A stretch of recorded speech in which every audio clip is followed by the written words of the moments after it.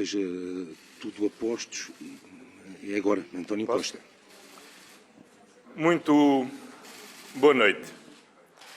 Os portugueses, todos nós, fomos surpreendidos esta semana por um processo judicial com suspeitas muito graves que determinaram a minha demissão. Sem me querer substituir à Justiça, em que confio e que respeito, não posso deixar de partilhar com os meus concidadãos que a apreensão de envelopes com dinheiro no gabinete de uma pessoa que escolhi para comigo trabalhar, mais do que me magoar pela confiança traída, envergonha-me perante os portugueses e aos portugueses tenho o dever de pedir desculpa. Mas peço também a todos os portugueses que não confundamos de maneira nenhuma a responsabilidade individual de quem quer que seja, que só à Justiça cabe investigar e punir, se for o caso, com o que é e deve ser o exercício da ação governativa.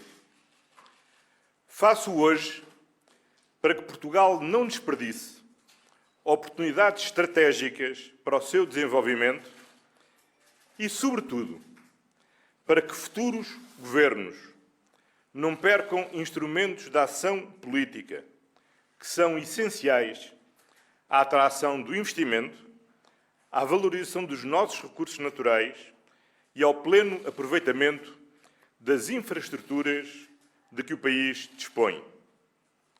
Permitam-me sublinhar 3 ideias fundamentais. Em primeiro lugar, é dever dos governos a atração de investimento empresarial, designadamente promover a atração de investimento estrangeiro. Orgulho-me que nestes 8 anos o investimento direto estrangeiro ter alcançado 56 mil milhões de euros, investimento que contribuiu para a criação de mais de 640 mil novos postos de trabalho, dos quais 495 mil qualificados.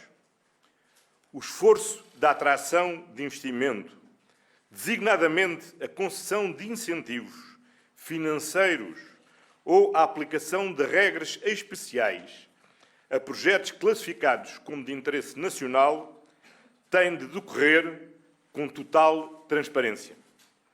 Por isso, esse esforço é regulado por lei, depende de avaliações técnicas exigentes por entidades colegiais, está sujeito a fiscalização e nunca, por nunca, pode resultar de mera decisão arbitrária ou discricionária de qualquer membro do Governo.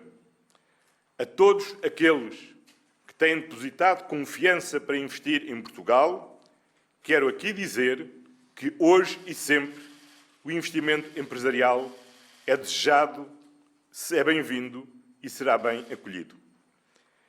Em segundo lugar, gostaria de sublinhar que a simplificação de procedimentos promove a transparência.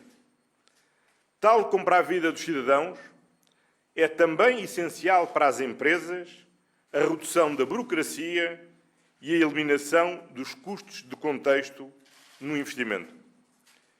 Nesse sentido, o meu Governo iniciou em 2021 um simplex do licenciamento, que foi objeto de ampla e participada discussões públicas e que se traduziu, em primeiro lugar, na simplificação do licenciamento ambiental, que já está em vigor desde o início deste ano, e, mais recentemente, na aprovação da simplificação do licenciamento da construção de habitações e do licenciamento industrial, diploma que já foi enviado a Sua Excelência, o Sr. Presidente da República, para apreciação e desejável promulgação. A simplificação promove a transparência, a burocracia promove a opacidade.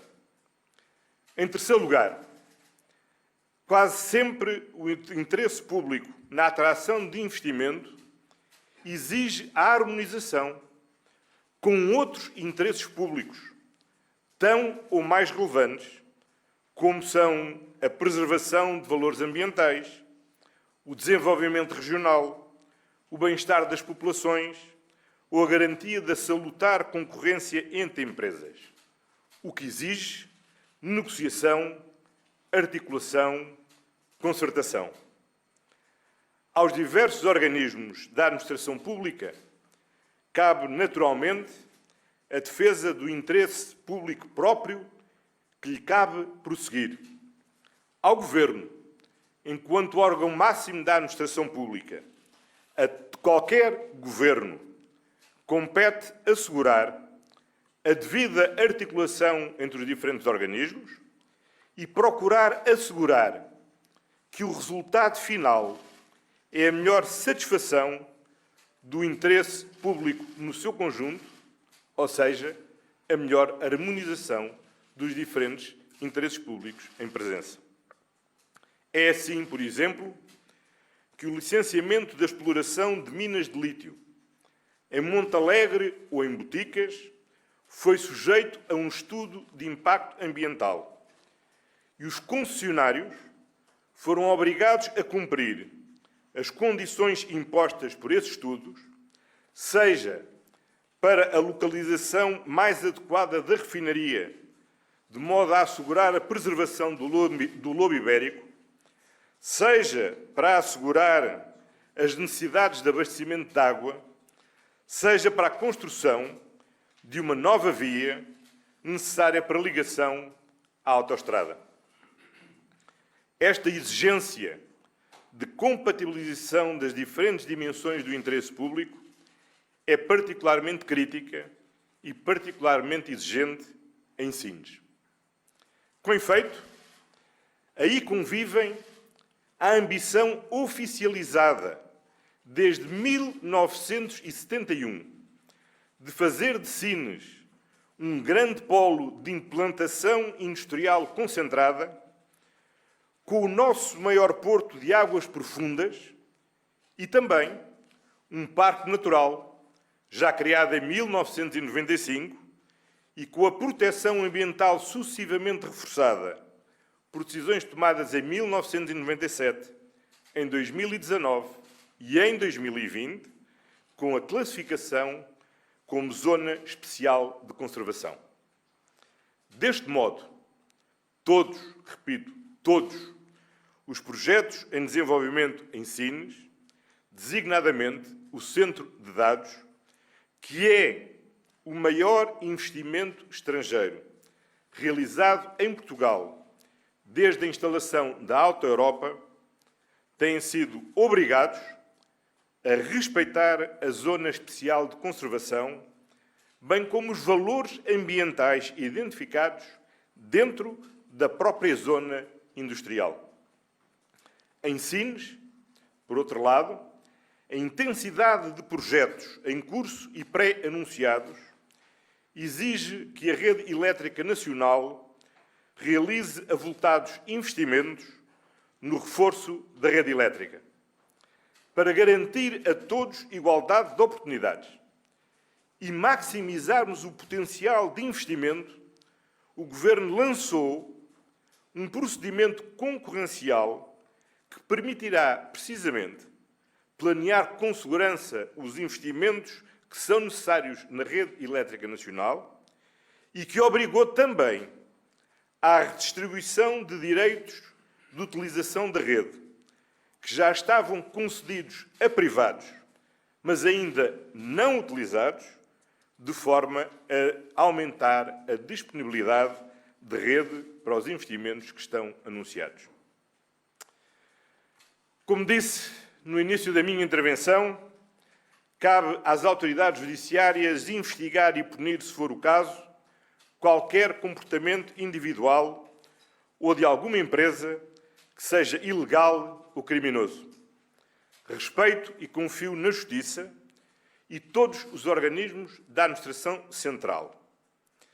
Qualquer membro do Governo, a começar por mim próprio, daremos às autoridades judiciárias toda a colaboração que seja necessária, quando e sempre que o entenderem necessário e útil. O que hoje quis aqui explicar, porque é meu dever esclarecer as opções políticas do Governo para promover o desenvolvimento do país, é aquilo que os portugueses têm direito a saber. O meu entendimento que atrair investimento, valorizar os nossos recursos naturais e dar máxima utilização às infraestruturas de que dispomos, eliminar burocracia, preservar os valores ambientais, promover o desenvolvimento regional e o bem-estar das populações são prioridades políticas deste Governo que exigem determinação, obviamente, que sempre e sempre no estrito respeito da lei.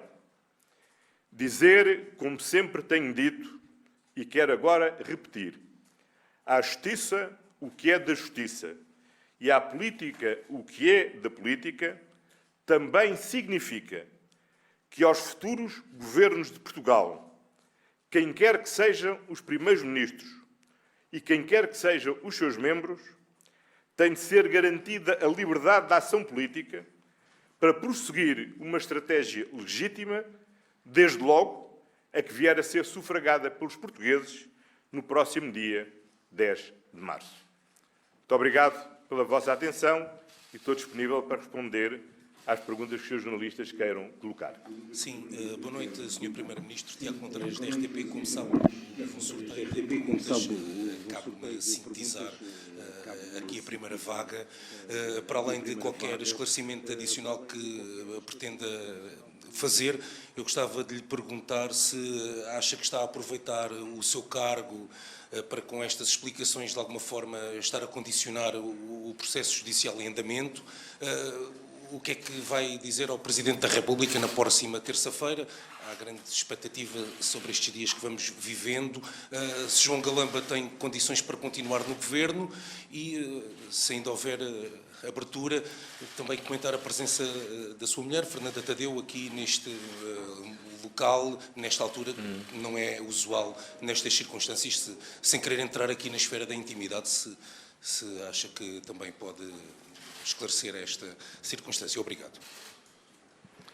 Bom, eu acho que há gestos de carinho que não carecem de explicação, só gratidão. Como é sabido, eu não gosto de expressar muitos sentimentos em público e, portanto, manter-me-ei. Bom, quanto à primeira questão, quanto à segunda questão, é sabido que eu pedi uma conversa com o Sr. Presidente da República. O Sr. Presidente da República marcou a reunião para a próxima terça-feira às 5h30 e, obviamente, é com o Presidente da República que terei a conversa e não através da comunicação social, com todo o respeito que tenho pela comunicação social. Não estou para interferir em processo judicial nenhum.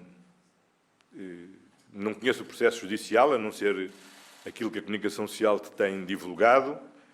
Fui surpreendido de saber que sou envolvido também num processo judicial e fiquei ontem a saber, pelo comunicado que foi divulgado, que, apesar de correr em foro separado, demorará o tempo que demorará todo o outro processo, aguardará a apreciação da prova, que será seguramente exigente por todo o outro processo e, portanto, significa que esse processo durará seguramente muito tempo.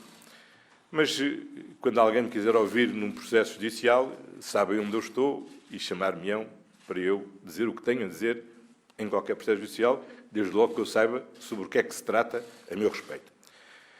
Mas eu não quis falar sobre o processo judicial, nem estou a falar sobre o processo judicial. Esse, o das responsabilidades individuais, é a Justiça e só a Justiça que cabe apurar. Só fiz uma referência concreta, não para me substituir à Justiça, porque, como disse, mas porque, se tratando de uma pessoa que eu escolhi e nomeei num ato de confiança, entendo que é meu dever expressar aos portugueses que o facto de ter sido apreendido esses envelopes me envergonha e que devo pedir desculpas aos portugueses por esse facto. Agora, coisa completamente distinta daquilo que é a apreciação judicial de atos individuais, é um conjunto de ideias que eu creio que é preciso, desde já, clarificar. E, neste momento, estou muito à vontade para clarificar. Porque já me demiti de Primeiro-Ministro, já anunciei que não serei candidato a Primeiro-Ministro e, com a duração previsível deste processo judicial, com grande probabilidade, não exercerei nunca mais qualquer cargo público. Agora, o que eu não posso deixar é deixar a pairar junto da opinião pública a ideia de que os governos não têm o dever de atrair investimentos, de que não é um dever dos governos combater a burocracia e agilizar os licenciamentos. A ideia de que quase sempre qualquer investimento exige a compatibilização com outros interesses públicos. Eu fui muitos anos Presidente de Câmara e sei como era necessário compatibilizar direitos de construção que já estavam constituídos, que eram direitos de particulares, e a garantia de manter a liberdade visual para que o corredor verde entre o Palácio da Justiça e Monsanto não fosse só um espaço físico, mas fosse também um horizonte visual. Como era necessário compatibilizar, tantas vezes difícil, a ambição dos empresários da noite de verem os seus horários prolongados e o direito ao sossego dos seus habitantes. A vida como Primeiro-Ministro é muito semelhante. É muito importante para o país que continuemos a atrair investimento. É muito importante para o país que o país seja capaz de desenvolver todo o seu potencial industrial. Agora, nós sabemos que a indústria também tem externalidades negativas e temos que o compatibilizar. O país que é um país que tem poucos recursos naturais e que tem agora um minério que é um minério estratégico para a transição energética, como é o lítio, não se pode dar ao luxo de não aproveitar esse lítio. Agora, isso implica, obviamente, mitigar o impacto que isso tem e os inconvenientes que isso tem nas populações. É necessário que quem promove esses investimentos cumpra aquilo que foi decidido no estudo de impacto ambiental, seja dizendo que a refinaria não pode ser aqui e tem de ser ali porque senão afeta o lobo ibérico, ou para dizer que para o bem-estar das populações é fundamental construir uma nova estrada para que o tráfego induzido por essa mineração possa chegar diretamente à autoestrada sem perturbar as populações. E é dever das entidades públicas promover o diálogo, a negociação, a concertação para assegurar que o conjunto destes interesses públicos, a existência do investimento, a valorização dos recursos, o bem-estar das populações, os valores ambientais, todos sejam protegidos. Isso não se faz só por decreto, nem por magia. Faz dialogando. E isso é muito importante. E quis dar o exemplo com 3 casos, que têm sido casos muito referidos esta semana, da exploração de 2 minas de lítio e com a instalação de um centro de dados, a necessidade de fazer essa concertação. E chamar a atenção de que Sines é uma realidade muito particular. Em 1971, exercia as minhas funções o professor Marcelo Caetano. As generalidades portuguesas hoje nem se lembram da sua existência e, porventura, alguns não sabem sequer da sua existência. E em 1971, quando foi criado o gabinete da área de Sines, e foi projetado Sines, foi projetado e pensado como o grande polo da indústria pesada do país e do seu desenvolvimento. Foi isso que levou ao investimento da criação de um porto que tem uma importância estratégica fundamental para o nosso país. É um dos maiores portos de águas profundas de toda a Europa. É o porto de águas profundas na Europa mais próximo das rotas do Atlântico para quem vem das Américas, para quem vem das Áfricas. E, portanto, tem um valor estratégico da maior importância. E, apesar de saber desta vocação industrial, apesar de saber do potencial que este porto e esta infraestrutura acarretava para o desenvolvimento daquele território, a verdade é que em 1995 foi criado um parque natural do sudoeste alentejano que conflitua com a zona industrial, ou a zona industrial conflitua com o parque natural, qualquer que seja o ponto de vista. Depois disso foi criada mesmo uma zona especial de conservação que densificou a proteção dos valores ambientais. Ora, tudo isto naturalmente conflitua. E o que é que nós temos que fazer? O que nós temos que fazer é reduzir a dimensão do conflito e poder encontrar as formas adequadas a que não desperdicemos um investimento. Por exemplo, este investimento, que, repito, é o maior investimento direto estrangeiro que o país vai ter desde a instalação da Alta Europa, com a preservação que é necessária da Zona Especial de Conservação. É fácil? Não. E se houve divergências de posições entre diferentes entidades públicas, com certeza, é natural. Qual é o interesse público que o Porto de Sines quer maximizar?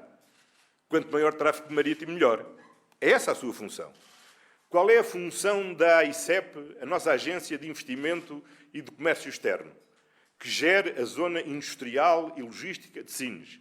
Maximizar aquela zona industrial. Atrair para aquela zona industrial o maior número e o mais volumoso que seja possível de investimento. É essa a sua função.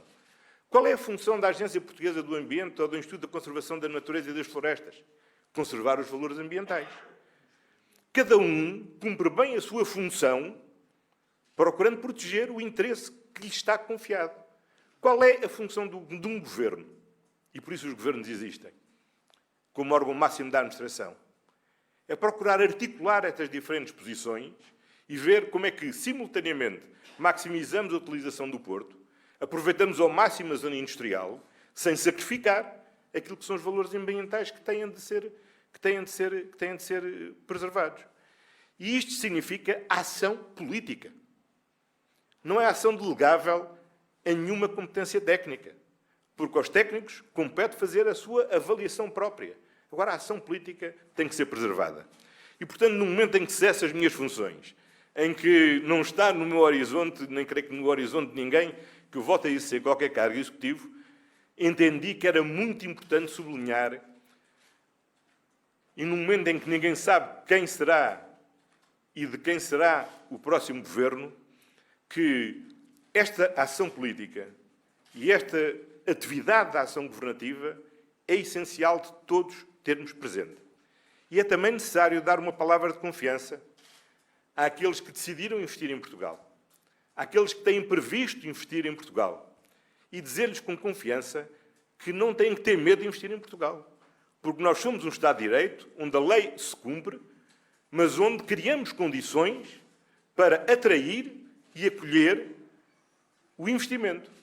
E dizer também aos diferentes organismos da administração que não é o facto de haver lei e de estarmos todos a obrigar ao estrito cumprimento da lei que isso nos deve colocar na situação da paralisia do medo de violar a lei. Não, nós temos que cumprir a lei. Nós temos que saber cumprir a lei. Mas a lei não se cumpre na paralisia da decisão. Cumpra-se no rigor da decisão. E é isso que eu quero dizer a todas e todos aqueles que servem à administração pública portuguesa, é que o vosso Primeiro-Ministro, enquanto primeiro responsável pela administração pública, diz: tenham confiança em vós, tenham confiança na vossa capacidade de aplicar com inteligência a lei, não inventem problemas onde os problemas não existem, não se protejam com burocracia onde podemos ter maior simplicidade e tenham confiança e não tenham medo de decidir, porque isso é a função que todos nós temos e respondemos naturalmente pelos atos que cada um pratica. Sr. Primeiro-Ministro, Filipe Santa Bárbara, aqui em nome das rádios, queria também perguntar-lhe sobre o timing desta declaração. Não é muito habitual a um sábado à noite uma declaração ao país. E perguntar-lhe se, já disse aqui que é seu dever não deixar a pairar algumas ideias na opinião pública, mas tendo em conta que essas ideias vieram em grande parte por algumas fugas da justiça, se não acaba por trazer para a política aquilo que neste momento é da justiça. E nesse sentido também, perguntando pelo timing e tendo em conta as suas declarações agora, se já recebeu feedback sobre eventuais investidores, está preocupado de facto com quebras no investimento estrangeiro, cortes de rating do país, para fazer com tanta celeridade este esclarecimento. Obrigado. Não temos nenhuma quebra do rating do país, porque felizmente o país tem hoje contas públicas sólidas. Temos este ano um excedente orçamental e estamos em condições de aprovar um orçamento que prevê um segundo excedente orçamental no próximo ano. Não é coisa pequena. Como sabe, nos últimos 50 anos Só em 2019 o país teve um excedente orçamental. Vamos ter agora o segundo, para o ano o terceiro, e isso significa, estamos numa trajetória sustentada da redução do nosso endividamento, portanto não me passa pela cabeça, nem tenho qualquer receio quanto ao rating. Mas acho que, obviamente, é importante, neste momento, a todos aqueles que têm intenções de investir em Portugal, dar uma palavra de confiança de que Portugal quer investimento, o investimento é bem-vindo, será bem acolhido, será bem acompanhado e terá todo o apoio para, dentro do escrupuloso respeito da lei, irmos ultrapassando problemas que se colocam, porque sempre se colocam quando há qualquer investimento. Relativamente à questão que colocou, eu não posso partilhar do pressuposto, porque se referiu a fugas da Justiça, e se assim fosse, a pergunta não me fazia sentido. Aquilo que eu disse e repito é que eu não tenciono interferir no processo judicial, a não ser na medida em que o processo judicial me envolva a mim. E respeito, obviamente, o juízo que os magistrados fizerem sobre aquilo que é a atuação de A, B, C ou D da minha atuação. E, por mim, repito, nada me pesa na consciência. Mas a razão pela qual, efetivamente, decidi fazer esta comunicação num sábado à noite é que, ao ver o diferente noticiário, fui verificando que, para além dos casos concretos, nos quais eu não trato, pressupunha-se uma ideia que me parecia muito perigosa.